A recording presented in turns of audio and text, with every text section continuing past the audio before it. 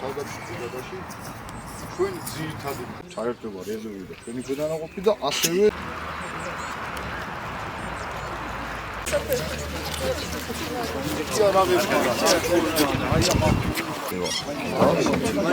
პოლიციური პრინციპით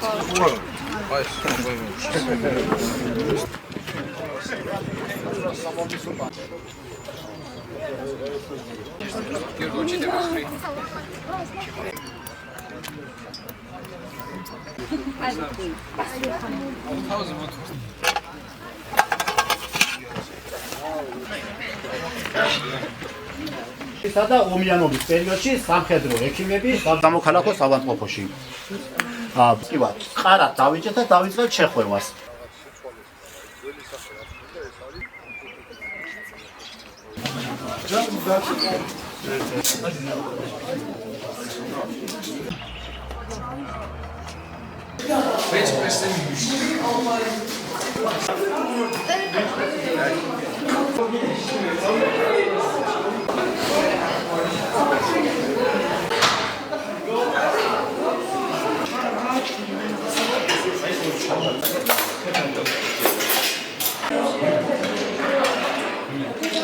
თავდაცვის ძალების სამხედრო ბაზებზე სკოლის მოსწავლეებისთვის რეგულარულად ხორციელდება ასეთი სახის შეხვედრები, რაც ახალგაზრდა თაობაში ჯარის პოპულარიზაციას და თავდაცვის ძალებისადმი ცნობიერების ამაღლებას ისახავს მიზნად. შევეცადეთ მათთვის სასურველ ყველა კითხვაზე გაგვეცა პასუხი.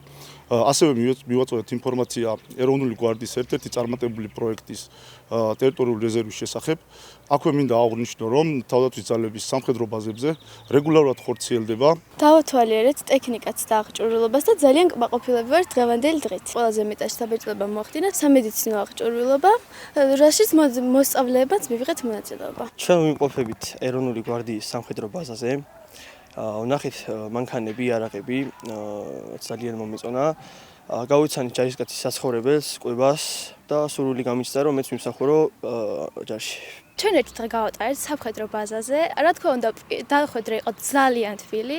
ყველაფერმა გადააჭარბა მოლოდინს და ყველაფერი ძალიან მოგვეწონა. გავიცანით მათ ცხოვრებას, სად ცხოვრობდნენ, დავათვალიერეთ ბევრი რა, მაგალითად ეს იყო იარაღები, აღჭურვილობა, მანქანები და ყველაფერი ძალიან კარგი იყო და მართლა ძალიან მოგვეწონა.